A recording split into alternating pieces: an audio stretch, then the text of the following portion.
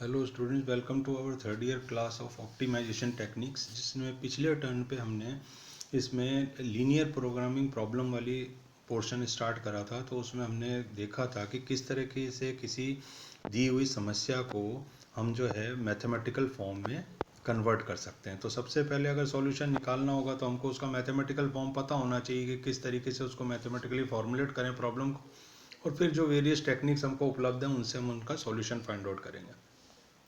तो ये जो एक क्वेश्चन मैं लेके आया हूँ आज, इसको हम जो है थोड़ा इस तरीके से देखने की कोशिश करेंगे कि ये एक बेस बनाएंगे क्वेश्चन का कि किस तरीके से प्रॉब्लम को मैथमेटिकली फॉर्मुलेट करना है। तो ये प्रॉब्लम आपको कई बुक्स में लिखी हुई मिल जाएगी। यहाँ मैं पढ़ रहा हूँ इस प्रॉब्लम को, ज़रा ध्यान दें कि एक फर्नीचर निर्माता कुर्सी और मेज़ दो प्रकार के उत्पादन करता है।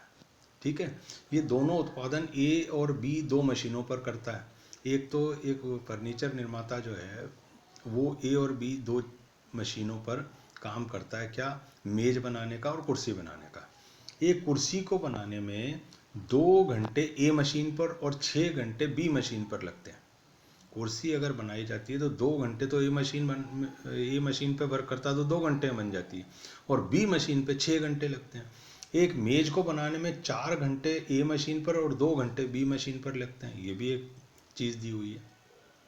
तो ए मशीन की एफिशिएंसी अलग दी हुई है, बी मशीन की एफिशिएंसी अलग दी हुई है।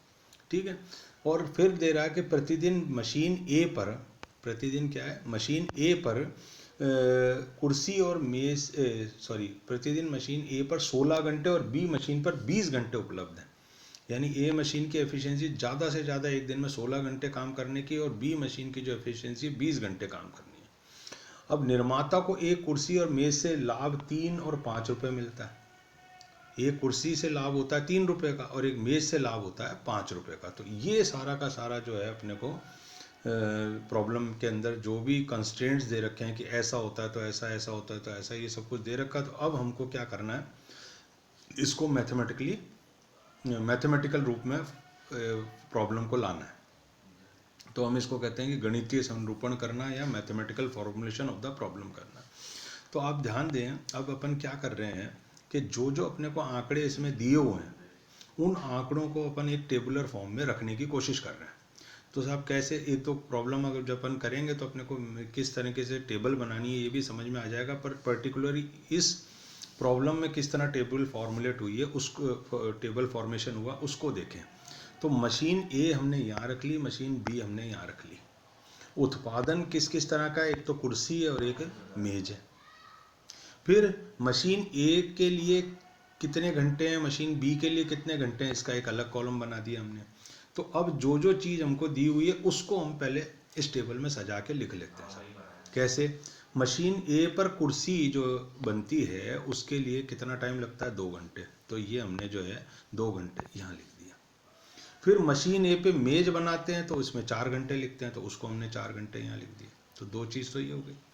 फिर मशीन बी के लिए भी यही अपने को डाटा दिया हुआ है। क्या दिया हुआ है कि मशीन बी कुर्सी बनाने में 6 घंटे लेती है, तो ये 6 घंटे लिख दिए। फिर मशीन बी मेज बनाने में कितना टाइम लेती है, 2 घंटे, तो हमने 2 घंटे ये लिख दिया। ठीक है साहब। तो सबसे पहले तो हमने मशीन ए से कुर्सी बनाना, मशीन ए से मेज बनाना, इसको देख लिया। फिर मशीन बी से कुर्सी बनाना, फिर मशीन बी से मेज बनाना, इसको देख लिया। यहाँ तक हमारा प्रॉब्लम का एक पार्ट फॉर्मुलेट हुआ है मैथमेटिकली। अब कहता है कि कुर्सी से तो लाभ होता है 3 रुपये, तो वो लाभ हमने यहाँ लिख दिया 3 रुपये, और मेज से लाभ होता है 5 रुपये, वो लाभ हमने यहाँ लिख दिया। ठीक है, तो फर्स्ट फेज में तो हमने क्या करा था, मशीन ए से कुर्सी बनाना, मेज बनाना, कितने घंटे काम करना, तो वो तो ये लिख दिया। और फिर नीचे जो जिस पे राइट का निशान मैंने लगाया, ये लाभ हैं, कुर्सी से लाभ इतना और मेज से लाभ इतना। ठीक है, फिर 1 घंटे में कुल घंटे उपलब्ध, एक दिन में कुल घंटे उपलब्ध। ए मशीन जो है 16 घंटे वर्क कर सकती है, तो ये 16 यहाँ लिख दिया। और मशीन बी कितने घंटे वर्क कर सकती है, 20 घंटे वर्क कर सकती है एक दिन में, तो ये लिख दिया। तो ऑलमोस्ट हमने जो है जो भी हमको डाटा गिवन था उसको हमने टेबुलर फॉर्म में इस तरीके से लिख लिया।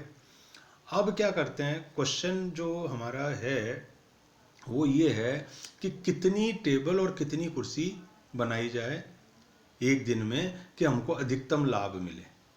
ठीक है, तो ये कहता है कि निर्माता को एक कुर्सी और एक मेज से प्राप्त लाभ इतना है। तो इंग्लिश में जो प्रॉब्लम फॉर्मुलेट दी हुई है वो ये है कि formulate the LPP for the daily production of chair and tables so as to maximise the profit. ठीक है, तो ये कहता है कि डेली प्रोडक्शन कितना किया जाए उसके लिए एलपीपी प्रॉब्लम बनाओ, किसका, चेयर और टेबल का, एक दिन में, ताकि मैक्सिमम प्रॉफिट हमारे को मिल सके। इसको इंग्लिश की लास्ट वाली लाइन जरूर पढ़ लेना, तो उससे क्लियर हो जाएगा हम करना क्या चाह रहे हैं। तो अब ये कहता है कि जब हमको निकालना है कि टेबल और कुर्सी कितनी बनाएं, तो हम पहले ये क्या करते हैं, माना कुर्सियाँ x1 बनाएं और मेजें x2 बनाएं, और अधिकतम लाभ हमने मान लिया कि z होता है। ठीक है, अब क्या होता है, अब कितनी कुर्सी बनानी है, तो सबसे पहले तो ये देखें, मशीन ए पर अगर कुर्सी बनती है ना, तो सबसे पहले कितनी होगी, ये कुर्सी कितनी है, मशीन ए 2 घंटे लेती है, तो x1 अपन ने मानी है कुर्सी, तो कितना हो गया टाइम पूरा का पूरा, जो 2x1, इसमें ये 2x1 आ गया। और मेज अगर मशीन ए पे ही बना रहे हैं तो मेज कितनी है, x2, ये जो क्या है x2 माना हमने, मेज बनाने पर अधिकतम लाभ, माना कि एक दिन में x1 कुर्सियां तथा x2 मेज बनाने पर अधिकतम लाभ z होता है। तो जो 2 है, क्या मशीन ए पर कुर्सी को 2 घंटे लगते हैं, 2 घंटे लगते हैं, तो क्या होगा, x1 कुर्सी बना रहे हैं तो टोटल कितना हो जाएगा, 2x1 अपने पास टाइम हो जाएगा इसका। फिर इसी तरह मशीन ए पे ही बात कर रहे हैं, और हम क्या बात कर रहे हैं कि मशीन ए पर मेज बनाना जो है 4 है, 4 घंटे लगते हैं, तो x2 मेज बनाने में कितना टाइम लगेगा, वो लगेगा 4x2, दोनों को जोड़ लिया। और ज़्यादा से ज़्यादा, आप देखें फॉर्मुलेशन कैसे हो रहा है प्रॉब्लम का, उस पर ध्यान दें कि 16 घंटे उपलब्ध हैं मशीन ए पे, तो 2x1 घंटे तो एक हो गए, ये लिखे अपन ने, और ये लिखे, और 4x2 घंटे ये हो गए। ठीक है नहीं बात समझ में, कि मशीन ए पर 2 घंटे लगते हैं कुर्सी बनाने में, एक कुर्सी बनाने में, तो x1 कुर्सी बनाने में कितने बनेंगे, 2x1। मेज ए पर ही, सॉरी, मशीन ए पर ही मेज बनाने में 4 घंटे लगते हैं, तो x2 मेज अगर बनेगी तो कितने घंटे लगेंगे, 4x2 लगेंगे, वो लिख दिया अपन ने। और ज़्यादा से ज़्यादा घंटे मशीन ए पर कितने उपलब्ध हैं साहब, 16, तो अपन इसको क्या करेंगे, it is less than equal to 16, यानी जितने भी घंटे लग रहे हैं चाहे कुर्सी चाहे मेज बनाने में, मशीन ए पर 16 घंटे से ज़्यादा काम नहीं कर सकते, एग्जैक्ट 16 घंटे भी कर सकते हैं पर 16 घंटे से ऊपर नहीं कर सकते, तो ये इसलिए इनइक्वलिटी आई कितना, लेस देन इक्वल टू 16। फिर इसी प्रकार मशीन बी की बात करें, तो मशीन बी के लिए भी हमको यही करना पड़ेगा, क्या करना पड़ेगा कि 6x1, 6 क्या, मशीन बी पर कितना टाइम लगता है कुर्सी बनाने में, 6 घंटे लगते हैं, तो कुर्सी कितनी बना रहे हैं हम, माना x1, तो टोटल टाइम कितना हो गया, 6x1 मशीन बी के लिए। फिर मेज जो बनती है मशीन पे कितने लगते हैं, 2 घंटे लगते हैं, कम टाइम लगता है, तो मेज कितनी बना रहे हैं अपन, x2 बनाना चाहते हैं, तो क्या हो जाएगा, 2x2। इन दोनों को जोड़ लें तो 20 घंटे से ज़्यादा टाइम हमारे पास मशीन बी पर उपलब्ध नहीं है। तो इन जो इसका घंटे का जोड़ आएगा यहाँ पे 6x1 और 2x2, ये 20 घंटे से ज़्यादा कभी नहीं होना चाहिए, यानी 20 से एक्सीड नहीं करना चाहिए, तो क्या साइन लगाएंगे अपन, लेस देन इक्वल टू 20। ठीक है, तो 2 चीज़ हमने जो है ये देखी कि हम ये आवर्स के बारे में डिसाइड कर रहे हैं कि हमारे को प्रतिबंध क्या दे रखा है, 16 घंटे से ज़्यादा मशीन ए पर उपलब्ध नहीं है, 20 घंटे से ज़्यादा मशीन बी पर उपलब्ध नहीं है, तो x1 अगर कुर्सी बना रहे हैं हम, ठीक है, तो 2x1 तो बन जाएंगी कुर्सी का जो टाइम होगा, और 4x2 बन जाएगा ए मशीन पे बनाएगी मेज का टाइम। तो कुर्सी और मेज दोनों अगर ए मशीन पे बनाते हैं तो 16 घंटे से ज़्यादा उपलब्ध नहीं है, तो पहली इनइक्वलिटी तो ये आ गई। और दूसरी इनइक्वलिटी बी मशीन के लिए क्या आई, 6 घंटे लगते हैं कुर्सी बनाने में, x1 कुर्सी बना रहे हैं तो 6x1, और 2 घंटे मेज बनाने में लग रहे हैं, x2 मेज बना रहे हैं तो 2x2, और इन दोनों का जोड़ भी 20 घंटे, इस वाले से कहीं से भी ज़्यादा नहीं आना चाहिए। तो 2 हमने मैथमेटिकली इसको इनइक्वलिटी में बांध दिया। ठीक है, अब क्या हो रहा है, अब हम लाभ फलन देखते हैं। लाभ फलन के लिए हमने ये देखा है कि हमको दिया लाभ रुपए में 3 मिलता है कुर्सी के, और मेज पे मिलता है 5। तो सीधी सी बात है, अगर मान लो x1 कुर्सियां बनाई और x2 मेज बनाई तो 3 रुपये ये वाले, और x1 कुर्सी बनाई तो 3x1, 5 रुपये ये वाले, x2 मेज बनाई तो 5x2। ये हमारा जो है बन गया लाभ फलन। तो और हमको क्या दे रखा है कि so as to maximise the profit of manufacturer, तो मैक्सिमाइज करना प्रॉफिट को, तो ये हमारा उद्देश्य फलन बनेगा। पिछली बार डेफिनेशन भी दी थी ना अपन ने उद्देश्य फलन के। उद्देश्य फलन क्या होता है? वो ये होता है कि हमारा उद्देश्य क्या है कि इस एक्सप्रेशन को हम 3x1 प्लस 5x2 को क्या करें? मैक्सिमाइज करें।